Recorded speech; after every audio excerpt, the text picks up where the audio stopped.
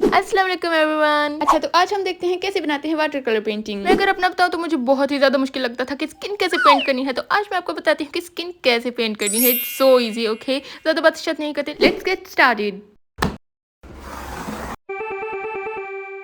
Okay, तो आज हमने बनानी है ये वाली पेंटिंग। इस पेंटिंग को बनाने के लिए जो चीजें हमें चाहिए वो हैं एक अच्छी क्वालिटी का पेज। पर एक अच्छी क्वालिटी का पेज ना भी हो तो भी कोई बात नहीं, आप प्रैक्टिस के लिए जो मर्जी पेज यूज करो। एक पेंसिल, एक needable eraser. Needable eraser water colour paintings के लिए बहुत ज्यादा अच्छा है, पर अगर आपके पास नहीं है तब भी कोई बात नहीं। मैंने भी बस थोड़ा टाइम ही पहले ये इरेजर लिया है, इससे पहले मैं नॉर्मल इरेजर ही यूज करती थी। It's properly fine. फिर हमें चाहिए डिटेल्स के लिए एक थिन ब्रश और बाकी सारी पेंटिंग के लिए एक नॉर्मल ब्रश, और यही दोनों ब्रशेस ही काफी होंगे। और ऑफ कोर्स वाटर कलर्स। चलो अब स्टार्ट करते हैं पेंटिंग।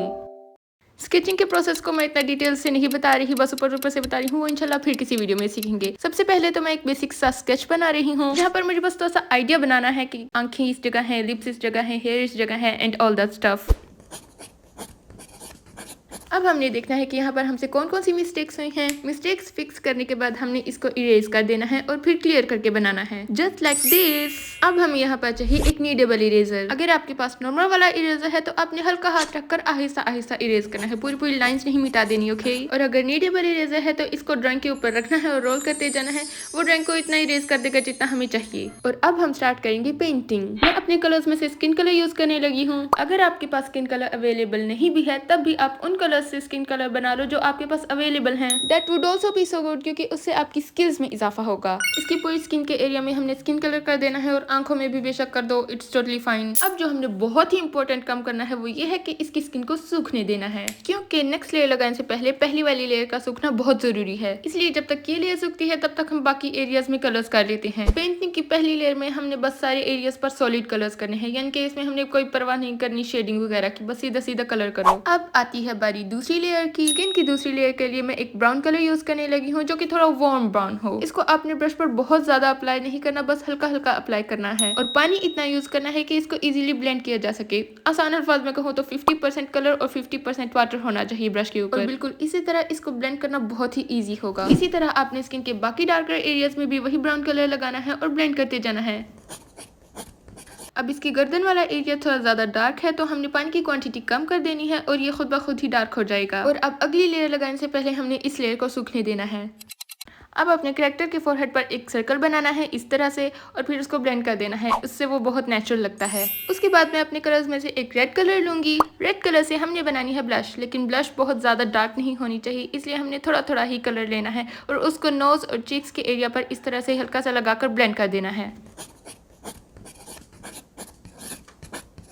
अब हम आते हैं नोज की शेडिंग की तरफ। नोज की शेडिंग के लिए भी मैं रेड कलर ही यूज कर रही हूँ। नोज की शेडिंग के लिए सबसे पहले हमने नोज के दरमियान में एक सर्कल बनाना है और फिर उसके आसपास के एरिया में रेड कलर कर देना है। उस सर्कल के बीच में बिल्कुल भी कोई कलर नहीं करना। अब मैं सेम रेड कलर थोड़ा सा डार्क करके लूंगी और नोज के नीचे के एरिया में ब्लेंड कर दूंगी। अब हमने नोज में ब्राउन कलर से शेडिंग करनी है, जिसके लिए इसका सूखना बहुत इंपॉर्टेंट है, इसलिए जब तक ये सूखता है तब तक हम दूसरे एरियाज पर फोकस करते हैं। अब मैं थोड़ा सा रेड कलर लूंगी और इसके लिप्स पर कर दूंगी, जस्ट थोड़ा सा, बाकी की एडिटिंग लिप्स पर बाद में होनी है।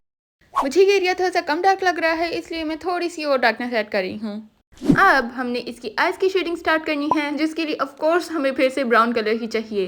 सबसे पहले तो थोड़ा थोड़ा करके हमने आंखों के नीचे के एरिया में ब्राउन कलर अप्लाई करना है। इससे आईज बहुत ज्यादा रियलिस्टिक लगती हैं, इसलिए ये जरूर बनाया करो। उसके बाद हमने आंखों के ऊपर के एरिया में थोड़ा सा ब्राउन कलर अप्लाई करना है और उसको ब्लेंड कर देना है। और ध्यान रहे कि इन एरियाज पर ब्राउन कलर अप्लाई नहीं करना। आंखों के बीच ब्राउन कलर से एक अच्छी सी नोज की शेप बना दें और उसको ब्लेंड कर दें। हो सकता है कि आप लोग सोचे हो कि मैं तो बॉडी पर कोई ध्यान ही नहीं दे रही, but you know what, painting में कुछ चीजें रफ ही अच्छी लगती हैं, तो मैं बॉडी को जरा रफ ही रख रही हूँ, उस पर ज्यादा एडिटिंग नहीं कर रही।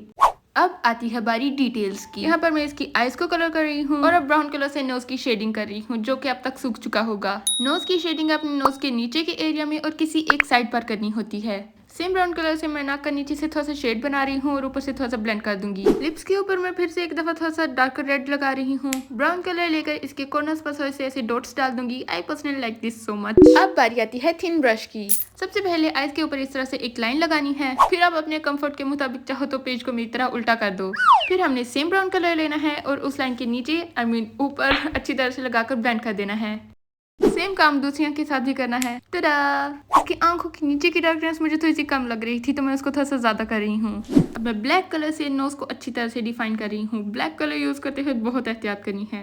और ये वाली शेडिंग हमारे नोज की फाइनल शेडिंग होगी और अब हमारा नोज कंप्लीट हो गया है। अब यहाँ पर मैं थोड़ा सा डार्कर रेड लूंगी और लिप्स की साइड से अंदर की तरफ ब्लेंड करती जाऊंगी। ब्राउन कलर से लिप्स के नीचे के एरिया में इस तरह से थोड़ा सा शेड बना दिया करो, वो काफी रियलिस्टिक लगता है। अब हमने आइज के अंदर की एडिटिंग करनी है, जिसके लिए आइज का सूखा हुआ होना बहुत जरूरी है। आइज के बीच में ब्लैक कलर से एक डॉट बनाना है और साइड से आउटलाइन कर देना है और आइज की ऊपर वाली लाइन को इस तरह से ब्लैक कलर से विजिबल कर देना है। फिर बारी आती है आईलैशेस की, जो कि बहुत से लोगों के लिए बहुत ही डिफिकल्ट काम है, पर वो इंशाल्लाह किसी और वीडियो में सिखाऊंगी अच्छी तरह। अगर आपको अच्छी तरह से आईलैशेस बनाना आती हैं तो नीचे वाली आईलैशेस भी बना लो, वरना उनको इग्नोर कर दो। अब हम थोड़ा सा ब्लैक कलर लेकर आइज के ऊपर इस तरह से शेडिंग कर देंगे।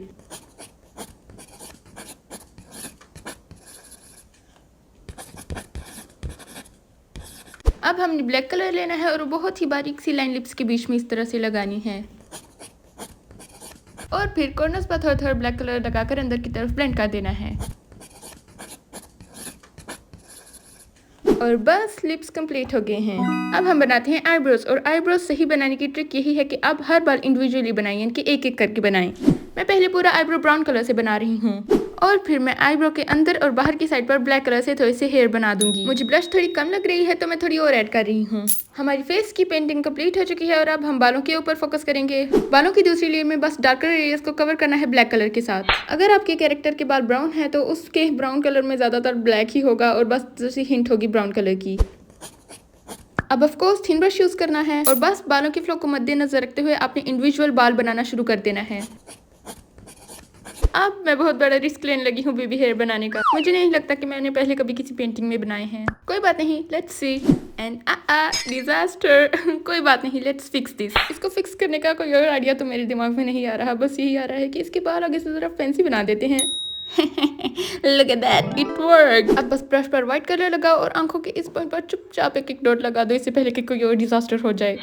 And look at the final piece. Wow, I like it. I hope कि अब आपको भी थोड़ा आइडिया हो गया होगा कि रियलिस्टिक पेंटिंग कैसे करनी है, स्किन कैसे बनानी है। आप भी जाकर ट्राई करो। Like, share, comment and subscribe. Inshallah, see you in the next video. याद रखना, if you have an art block, you have no art block. Bye.